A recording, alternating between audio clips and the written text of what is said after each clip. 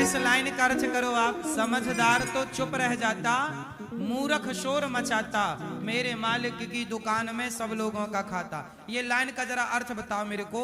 समझदार तो चुप रह जाता, मूर्ख शोर मचाता, इसका अर्थ क्या हुआ आप बताओ। समझदार चुप रह जाता और मूर्ख शोर मचाता, ये समझदार कौन है? आप किसे समझदार समझते हैं? समझदार कौन और मूर्ख कौन है? जो चुप रहे वो काय में चुप रहे? भीष्म पितामह चुपचाप बैठे थे, द्रौपदी की साड़ी खिंच रही थी, तो ये चुप चाहते हैं आप? एक लाइन का अर्थ करना है आपको। समझदार तो चुप रह जाता, मूर्ख शोर मचाता, क्या अर्थ हुआ इसका आप बताओ। समझदार कौन और मूर्ख कौन, ये परिभाषाएं बताओ फटाफट। समझदार की परिभाषा बताओ और मूर्ख की परिभाषा बताओ। आप बताओ समझदार किसे कहते हैं?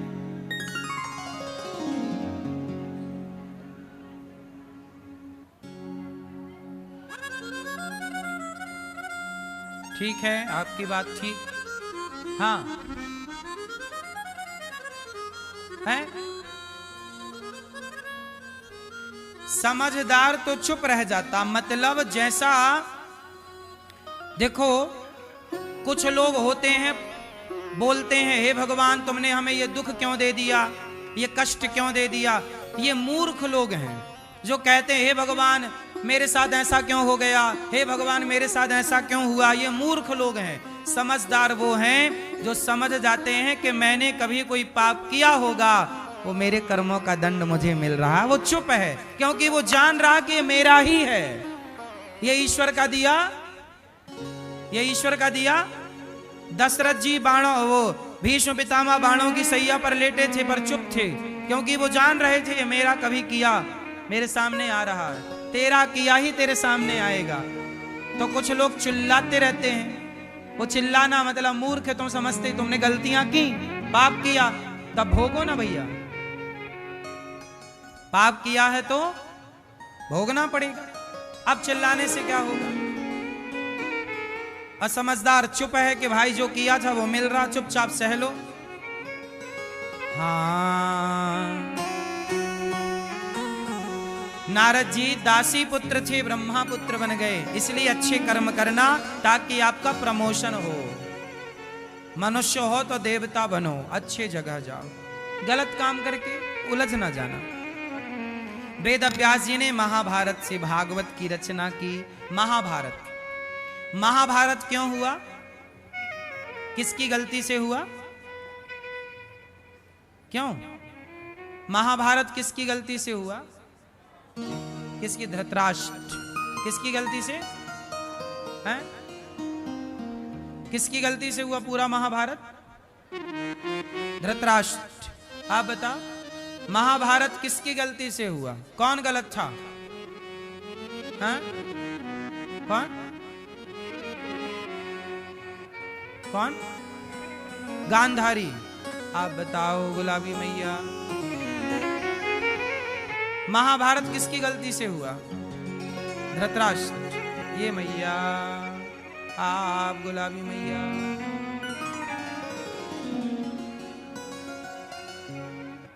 किसकी गलती? द्रौपदी।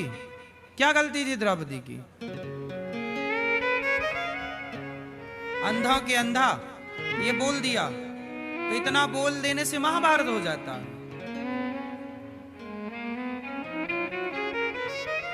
है? सुनो, महाभारत क्यों हुआ? और ये महाभारत की कथा कोई महाभारत की कथा नहीं है, हम सबके जीवन की कथा है।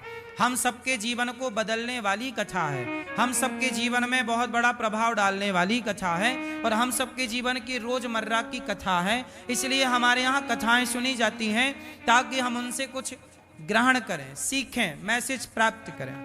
क्या हुआ पूरी बात सुनो। महाभारत का जो युद्ध हुआ किसकी गलती से हुआ? कुछ लोग कहते हैं द्रौपदी की गलती। द्रौपदी की कोई गलती नहीं थी। आप लोगों को बोला गया कि द्रौपदी ने ऐसा कह दिया था कि अंधों के अंधे होते हैं। पूरे महाभारत में ये बात कहीं नहीं लिखी, द्रौपदी ने ऐसा बोला ही नहीं। वो तो टीवी वालों ने झूठ परोस दिया सीरियलों में और आप लोगों को बातें रट गई। द्रौपदी की ऐसी कोई बात थी ही नहीं। उन्होंने ऐसा, वो अच्छे घर की बहू हैं, समझदार हैं, वो कभी किसी का अपमान नहीं करती कि अंधों को अंधा कहने लग जाए।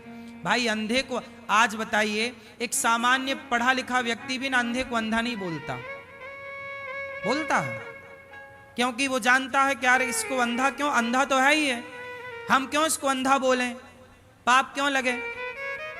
भाई आज के युग में भी अंधे को अंधा नहीं बोला जाता, सूरदास बोला जाता है, सम्मान है उस अंधे का भी। भाई अंधा है, किसी कर्मों का फल है, तो हम क्यों उसको अंधा कहें।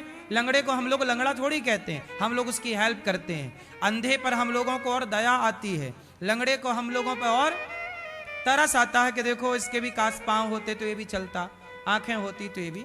तो आज के युग में हम सामान्य लोग भी किसी अंधे का तिरस्कार नहीं करते।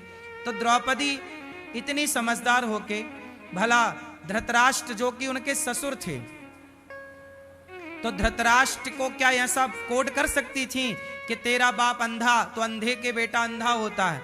ऐसा द्रौपदी की भाषा तो नहीं हो सकती थी, और ये लिखा भी नहीं है महाभारत में मैया, ये बात है नहीं, ये झूठ फैलाया गया और आप लोग झूठ के शिकार होते चले गए। द्रौपदी ऐसे संस्कार वाली नहीं थी कि वो अपने ससुर को ऐसा कह दें, क्योंकि धृतराष्ट्र द्रौपदी के ससुर ही तो लगते हैं, बड़े ससुर हैं। भाई ससुर द्रौपदी के ससुर कौन, पांडु, और पांडु के भाई धृतराष्ट्र, तो बड़े ससुर हो गए। बोलो हाँ, समझ रही हो मेरी माँ। आप लोगों के भी बड़े ससुर होते हैं कि नहीं, बड़े ससुर समझते हैं, बड़े ससुर, छोटे ससुर। तो द्रौपदी के ससुर हैं, तो ससुर को ऐसा कैसे बोल सकती अंधा। आज की कोई बहू नहीं बोल सकती अपने ससुर को कि मेरा अंधा ससुर, वो भी पब्लिक प्लेस में सबके बीच में नहीं। चलो, तो द्रौपदी की गलती नहीं थी। अब हम गलत व्यक्ति को पकड़ते हैं। गलत कौन था, गलत थे धृतराष्ट्र। धृतराष्ट्र की आंखें तो चली गईं, लेकिन धृतराष्ट्र ना पुत्र के मोह में भी अंधे हो गए थे। उनका बेटा गलत करता तो धृतराष्ट्र से रोकते नहीं थे, उसकी वाहवाही करते थे। जब आप अपने बच्चों को गलत में रोकते नहीं हैं, गलत में उनकी वाहवाही करते हैं, तब बच्चे बिगड़ते हैं और तब महाभारत होने की संभावनाएं बढ़ जाती हैं। इसलिए बच्चे गलती करें तो डांटो, यदि लगाम नहीं रखी बिगड़ जाएगा।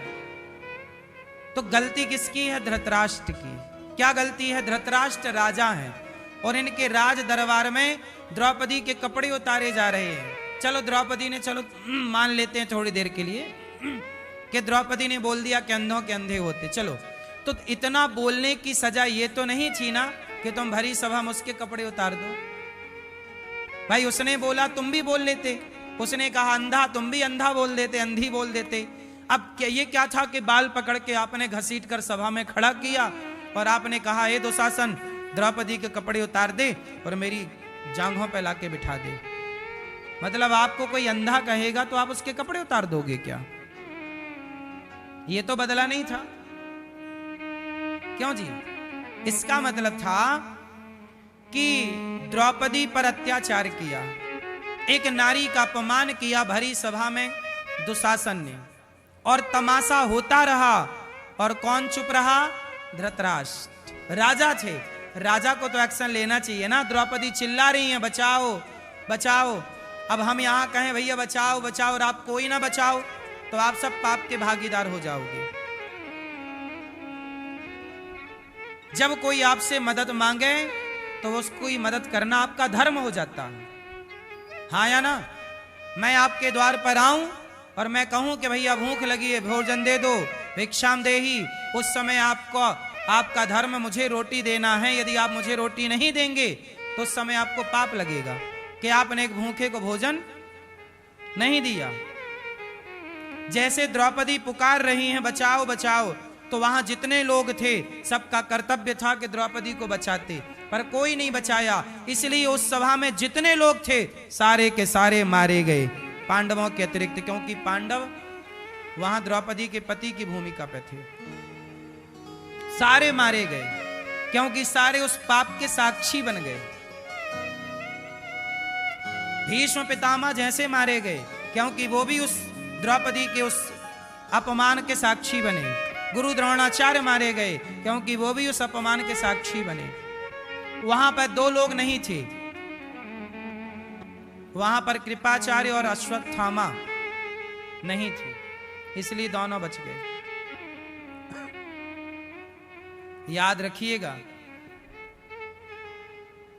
हम जो गलत करते हैं, हम जो सही करते हैं, उसे कोई देख रहा हो ना देख रहा हो, भगवान देख रहे हैं। और एक बात और याद रखिएगा, मैं अच्छा करता हूं या मैं बुरा करता हूं, आप लोग देख रहे हैं, लेकिन आप देख करके आप निर्णय नहीं कर सकते कि मैं सही हूं कि गलत हूं। मुझे फल नहीं दे सकते मेरे अच्छे या मेरे बुरे का, मुझे फल तो ईश्वर ही देंगे, आप लोग थोड़ी दोगे। आप लोग गौरी गोपाल आते हो, सब सेवाएं देख के चले जाते हो, आप तो यही कहते हो महाराज जी अच्छा कर रहे हैं सबकी सेवा, इतना कह के आप चले जाते हो। लेकिन जो मैं कर रहा हूं उसका फल आप लोग थोड़ी दोगे, कौन देगा उसका फल? हाँ, मैं जो अच्छा कर रहा हूं या जो मैं बुरा कर रहा हूं उसका फल आप ना दोगे। आप बाजार जाते हो तो कसाई बैठा बैठा मारता रहता है मुर्गी को, आप तो जाके देखते हो अरे राम राम कितना गलत आदमी है, देखो जरा मुर्गी मार डाला, मछली मार, आप तो इतना बोल ही सकते हो ना, आप कुछ कर थोड़ी सकते हो। लेकिन आप बोल के चले जाते हो और अगले घंटे सब भूल जाते हो, आप अगले ही घंटे आप सब भूल जाते हो कि मैं कहां गई, कहां देखा, क्या देखा, सब भूल जाता है आपको। लेकिन वो सब कुछ याद रखता है ईश्वर। इसलिए कर्मों का फल व्यक्ति नहीं देता, कर्म नोट हो जाते हैं ईश्वर के पास और वो फल ईश्वर देता है। और जब वो देता है तब तक आप लोग भूल चुके होते हैं। आप कहते हैं हमने तो ये गलती की ही नहीं, हमें क्यों मिला? हाँ, आप भूल गए पर वो नहीं भूला ना।